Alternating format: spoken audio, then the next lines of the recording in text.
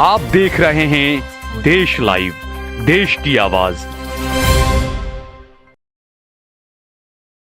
नमस्कार, देश लाइव में आप सभी का स्वागत है और मैं हूं आपके साथ आशिमा त्यागी। सोचिए अगर आपके सिर पर अचानक बुलडोजर आ जाए, बिना चेतावनी, बिना सुनवाई और आपकी पूरी जिंदगी मलबे में तब्दील हो जाए, क्या तब भी आप ये कहेंगे कि ये कानून का राज है? दिल्ली के बाटला हाउस में आज जो हो रहा है वो सिर्फ दीवारें नहीं तोड़ी जा रही, उन्हें गिराया नहीं जा रहा, ये भरोसा तोड़ा जा रहा है, उस भरोसे को जो संविधान पर था, न्याय पर था। लेकिन सवाल ये है कि क्या ये सिर्फ अवैध कब्जा हटाने की कार्रवाई है या शाहीन बाग की गूंज का बदला? और क्या इस देश में अब मुसलमानों के लिए कानून की परिभाषा अलग होती जा रही है? तो आज इसकी वीडियो में इसी सच की तह तक चलते हैं। दिल्ली का बाटला हाउस इलाका एक बार फिर सुर्खियों में है और इस बार वजह कोई एनकाउंटर नहीं है, बल्कि एक और बुलडोजर एक्शन है जो सीधे गरीब और अल्पसंख्यक समुदाय पर चला जा रहा है। आरोप लग रहा है कि शाहीन बाग में एनआरसी सीएए के खिलाफ हुए आंदोलन का बदला अब देर से सही लेकिन बुलडोजर की शक्ल में लिया जा रहा है। सवाल यह भी है कि क्या यह सिर्फ अवैध कब्जों को हटाने की कार्रवाई है या फिर एक खास समुदाय को निशाना बनाने वाली राजनीति? क्योंकि ये हवा बनाया जा रहा है कि सिर्फ मुसलमान ही सरकारी जमीनों पर अतिक्रमण करते हैं, जबकि हकीकत यह है कि राजधानी दिल्ली समेत देश भर में करोड़ों हिंदू सरकारी जमीनों पर कब्जा किए हुए हैं। लेकिन गुजरात में अगर बात करें तो गुजरात में बुलडोजर के तकरीबन, आपको बता दें कि 1 लाख लोग प्रभावित हुए हैं इस कार्रवाई से, और उनमें हिंदुओं की संख्या भी कम नहीं है। बिल्कुल, हिंदू हो या मुसलमान, उससे सरकारी जमीन खाली करवानी जानी चाहिए, लेकिन उसको एक वैकल्पिक कहीं ना कहीं व्यवस्था भी दे देनी चाहिए, क्योंकि एक ही झटके में उनका आशियाना धराशायी हो जाता है। भारत की राजधानी दिल्ली से लेकर देश के तमाम राज्यों में सरकारी जमीन पर अवैध कब्जे को लेकर कोई नई बात नहीं है। ये कब्जे सिर्फ मुसलमान ही नहीं करते, बल्कि हिंदू, सिख, ईसाई सभी समुदायों के जो लोग हैं वो इसमें शामिल होते हैं। तो फिर एक ही को टारगेट क्यों? केंद्रीय शहरी मामलों के मंत्रालय की रिपोर्ट की बात करें तो दिल्ली में करीब 70% अनाधिकृत कॉलोनियों में रह रहे हैं लोग जो हिंदू हैं। लेकिन जब कैमरे और बुलडोजर मुसलमान बहुल इलाकों की और मुड़ते हैं तो सवाल उठ जाता है, क्या ये कानून का पालन है या नफरत की राजनीति? गुजरात में पिछले 2 सालों में बुलडोजर अभियान के नाम पर करीब 1 लाख से ज्यादा लोग प्रभावित हुए हैं।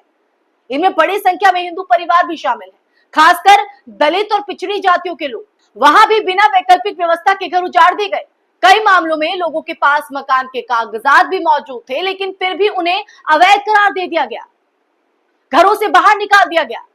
सवाल यह है कि क्या सरकार सिर्फ सरकारी जमीन खाली करवा रही है या फिर गरीबों को उजाड़ने की मशीन बन चुकी है, उनको उजाड़ने का काम किया जा रहा है? बाटला हाउस एक घना और अल्पसंख्यक बहुल इलाका है।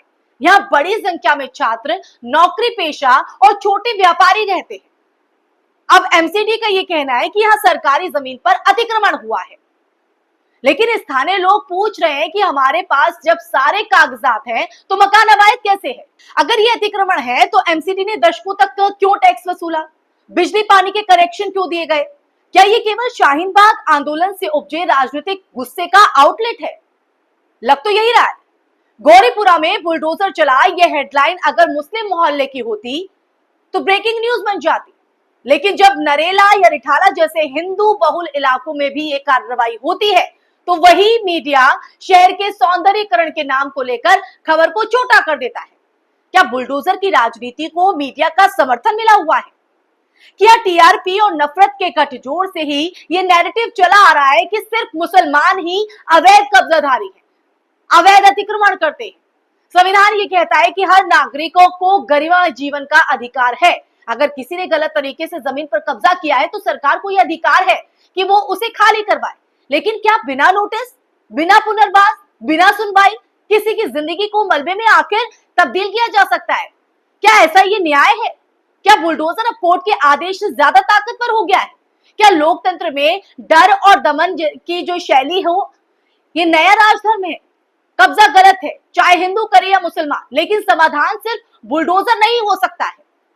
सरकार को चाहिए कि वो पुनर्वास योजना, सस्ती आवास योजनाएं या कानूनी जागरूकता अभियान चलाए। जो गरीब सरकारी जमीन पर बसे हैं उन्हें वैकल्पिक स्थान देकर फिर से बसाया जाए ताकि उनका भविष्य सुरक्षित रह सके। सिर्फ बुलडोजर चलाकर सरकार आम आदमी के दर्द पर अपनी जीत का परचम नहीं लहरा सकती। सत्ता में बैठे राजदान ये सुनिए, क्योंकि जब चुनाव नजदीक आते हैं तब बुलडोजर सक्रिय हो जाता है, खासकर उन इलाकों में जहां किसी एक समुदाय का बहुमत होता है, क्योंकि उसे टारगेट करना आसान होता है। वोट बैंक में नफरत का खुराक जो है वो सीधे तौर पर परोसी जा सकती है। बाटला हाउस हो या जहांगीरपुरी, हर बार कार्रवाई के बाद योगी मॉडल की तारीफ शुरू हो जाती है। क्या ये प्रशासन नीति है या चुनावी रणनीति? देश को कानून का राज चाहिए, ना कि राजनीति का कानून। बुलडोजर को न्याय का औजार बनाइए, सियासत का हथियार मत बनाइए। मुसलमान हो या हिंदू, जो गलत है उस पर कार्रवाई कीजिए, होनी भी चाहिए, लेकिन उस कार्रवाई का तरीका इंसाफ संगत होना चाहिए। वरना आज बाटला हाउस है, कल कोई और होगा और ये बुलडोजर हमारे लोकतंत्र की नींव को ही रौंद देगा, जो कि अभी फिलहाल रौंद भी रहा है। तो शासन प्रशासन को मेरा ये सीधा कहीं ना कहीं कहना है कि आप जो कार्रवाई करते हैं वो न्याय संगत कीजिए, किसी एक विशेष समुदाय को टारगेट करते हुए नहीं, क्योंकि कई ऐसे कार्रवाई हैं जो कहीं ना कहीं लोगों का आशियाना जो सालों से रह रहे हैं। और सबसे बड़ा सवाल तो मेरा ये हो जाता है कि आखिर जब चुनाव आते हैं तब इस तरह की कार्रवाई या किसी विशेष समुदाय को टारगेट करना आखिर क्यों? ये लोग अचानक से बस जाते हैं क्या? जो लोग सालों से वहां पर रहते हैं, उन्हें बिजली भी मिल रही होती है, खाने पीने की सुविधा भी वहां पर उनके पास मुहैया होती है, फिर अचानक से एक दिन बुलडोजर आता है, पीला पंजा उनके सपनों पर चला दिया जाता है। ये कहाँ का इंसाफ है? और इस वक्त शाहीन बाग में जो हो रहा है वो जाहिर तौर पर एक बड़ा सवाल खड़ा करता है कि क्या वाकई बाटला हाउस में शाहीन बाग का बदला लिया जा रहा है? अगर ऐसा है तो आप जो जुर्म कर रहा है, जो कानून के दायरे में रहकर काम नहीं कर रहा है, आप उन पर कार्रवाई कीजिए।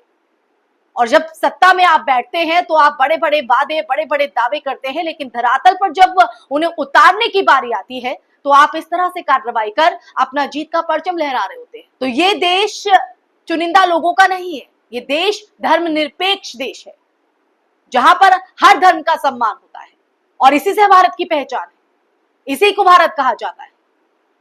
तो सिर्फ अपनी राजनीतिक रोटियों को सेकने के लिए या फिर जो लोकतंत्र का चौथा स्तंभ है, मैं उसको भी कहना चाहूंगी। हालांकि मैं ये नहीं कहती कि सभी पत्रकार जो है वो बिके हुए हैं या सभी पत्रकार गोदी मीडिया से हैं।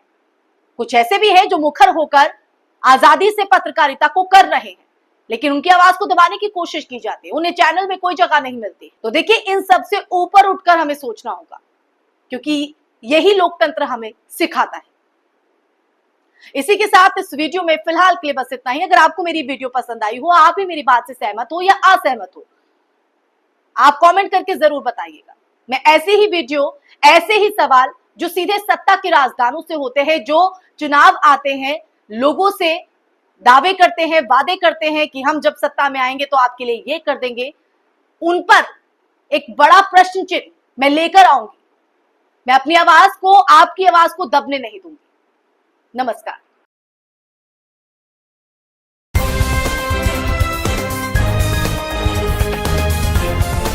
देश और दुनिया की तमाम छोटी और बड़ी खबरों के लिए हमारे चैनल को सब्सक्राइब करना न भूलें और बेल का बटन जरूर दबाएं।